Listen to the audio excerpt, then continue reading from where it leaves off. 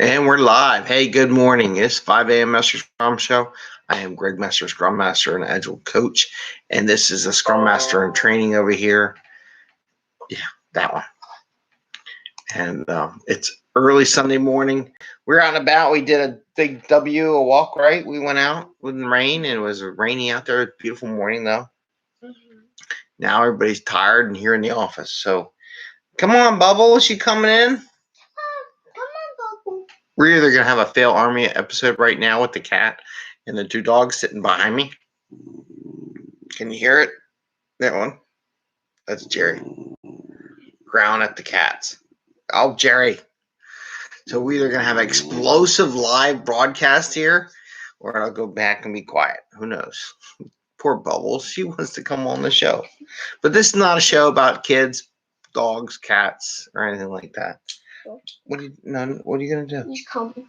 Go get Bubbles. Pick her up. I don't know. Maybe you can do it. I don't know. Don't get cut up and sliced up in little pieces. Maybe he will be. What's going on? Bubbles made a mess. Bubbles made a mess? Oh. Okay. Apparently Bubbles made a mess. Anyway, we're not here to talk about that. We're going to talk about the fifth part of our 5-part episode on enterprise transformation, and today's part is about scaling. This is what we're going to talk about today. So it's crazy morning. But we're the 5 a.m. Mester Scrum Show, and I'm Greg Mester, Scrum Master and Agile Coach, and we do talk about Agile and Scrum in a practical and tactical way.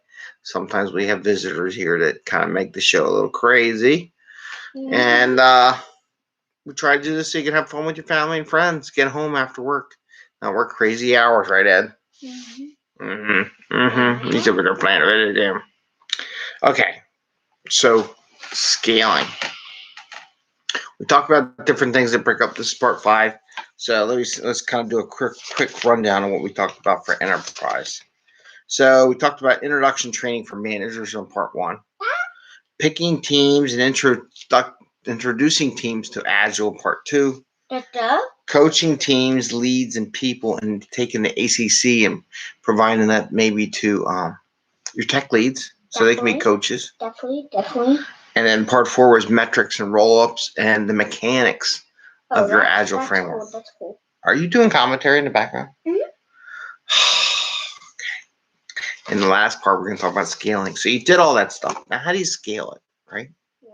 Why do you have to scale your thing? And my scaling comes because we're gonna we gotta take what we do with the Agile teams and make them to all the Agile teams. Make them all Agile. But there's 2 parts of scaling. There's one part of scaling where everybody says, we're just going to make everybody work in Scrum, and we're going to go across the whole organization, and we're going to have everybody do the same thing. That is not scaling. That is just teaching everybody in the group how to do an Agile or Scrum or Kanban or SAFe or whatever you have, or less, or whatever technique you're using across the organization. That's not necessarily scaling. Scaling is theoretically and more ideally where you got more than one team working on the same work to produce it faster, right? Just saying everybody across the whole empire is now going to, yeah, it's our empire. Yeah, it's like Empire Strikes Back.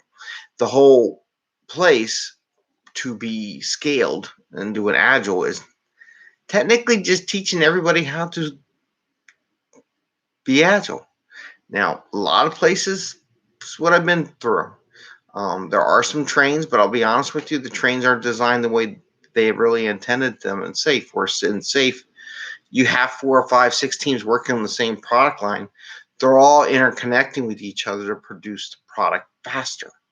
A lot of places just do it where they make all the teams in there, and they say, well, you're a train because you're similar, whatever. But none of the teams ever work together at all on any product. So it's really not a train. It's not. And it's not really scaling. It's just taking your process and applying it to a lot of places. In that case, what I look at as an Agile coach is how many people can I train? I do counts. I look at the percentages. How many hours a week do I spend working with individuals. How many hours per week do I look at training teams, and how many hours per week do I spend at the enterprise level, what I would call a full stack coach? I got called that one time in one of the interviews by another coach. So you're like a full stack coach. I'm like, yeah, that's pretty much what we do. So the idea is that as this coach, and hopefully you have coaches to work with because it makes your life easier. If you don't, you got a lot of work to do. And you got to figure out how many teams you can coach at a time.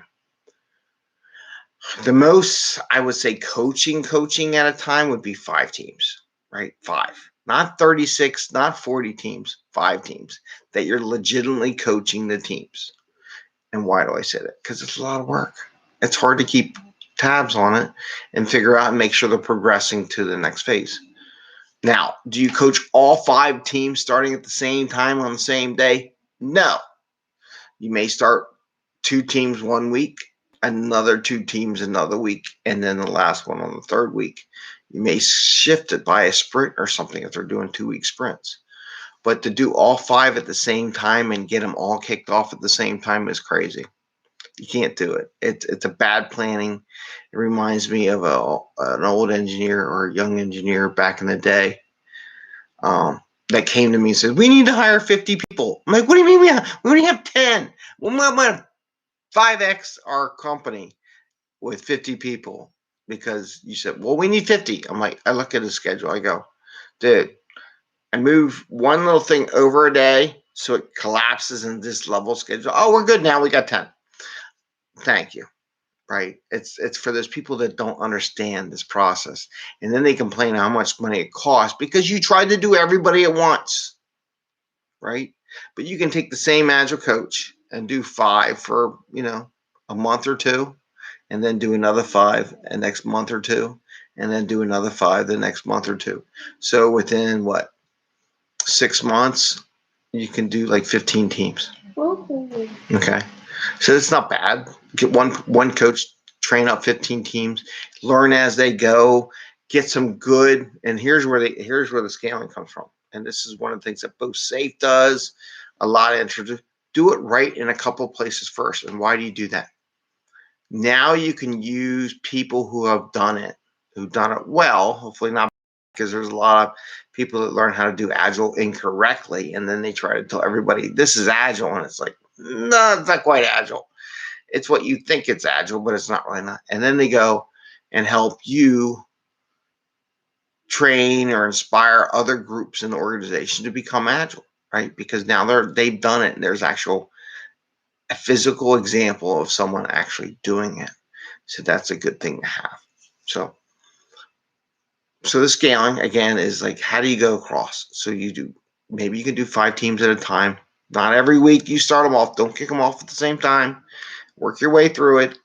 And then from a scaling perspective, from an individual, team, and enterprise, you take what you learn from the team. Maybe you find some stuff with individuals need some help, train the leaders, and then take that information, bring the enterprise level, where you're building up maybe some decks for some of the organizations to kind of operate the same across certain things. Like, do we all use points? Okay, we all use points. Do we all grade points the same way? No. Do we all use points? Yes. Do we grade them the same way? No. Do we all use them? Yes.